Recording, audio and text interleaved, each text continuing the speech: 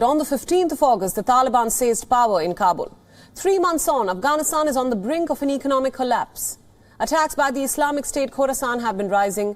Women are virtually absent from public life. They have been barred from working and receiving education.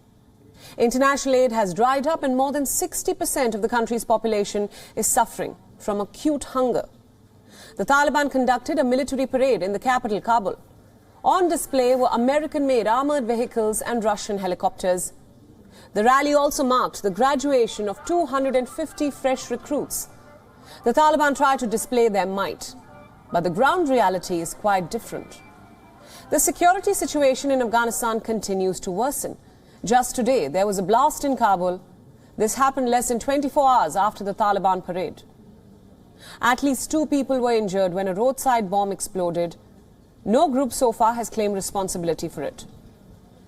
Last week, an explosion happened near a Taliban checkpoint in Kabul. The blast took place in an area dominated by the minority Shia Hazara community. The Islamic State had claimed responsibility for that attack. And 3 days ago, another explosion hit a mosque in the Nangarhar province. Violence is one of the major issues plaguing Afghanistan as of now. But not just that, the country is bracing for harsh winters. Temperatures can dip to freezing point in some parts of the country.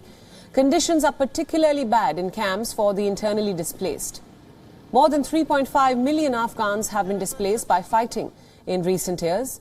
500,000 Afghans have become internally displaced this year itself. And as for women, their hard-won rights have been eroded with the Taliban's return to power.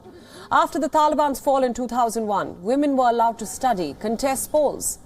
Now they are not even permitted to step out. And when they do, they should be covered from head to toe. Meanwhile, international aid has dried up since the Taliban came to power. The US has blocked Taliban's access to billions of dollars in Afghan assets in American banks. The Taliban government lacks international recognition. However, countries have now vowed to provide aid to Afghanistan through NGOs.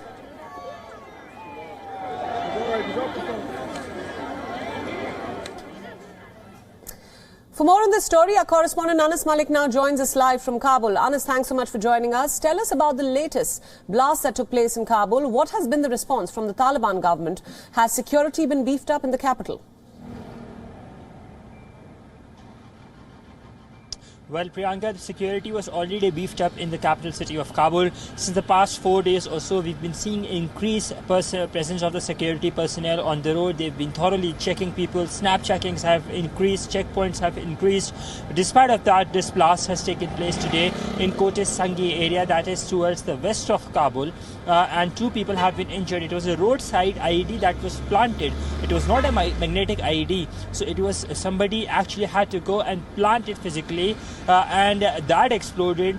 The apparent target of that this explosion was the Rangers patrol vehicle of the Taliban that was very nearby, but it escaped the blast that had taken place. It had just managed to get away from there moments earlier. 2 civilians who were passerbys have been injured. Both are said to have sustained some injuries, not that serious of nature, and are said to be out of danger. Priyanka? Right. Anas, now this development comes just 24 hours before this. The Taliban, in fact, conducted a military parade.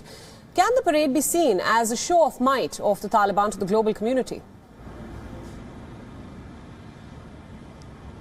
Well, absolutely. The Taliban will be giving this semblance of being an organized government or an organized army as we progress towards more and more towards the Taliban rule.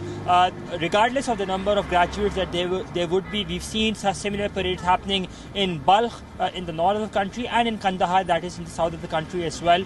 And now, yesterday it was here in Kabul, the capital city of Kabul.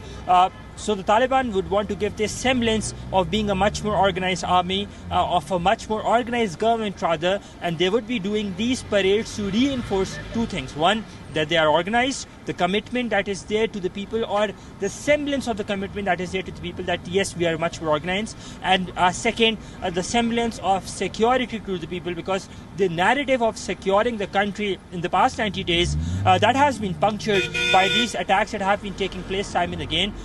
More than 80 attacks have taken place in the past 90 days. So that narrative, that thing that they took great pride in, of securing the country, that has been busted by these attacks that continue to take place. Priyanka. Anas Malik, our correspondent in Kabul, thank you so much for joining us on WION with all those updates. WION World is now available in your country. Download the app now and get all the news updates on the move.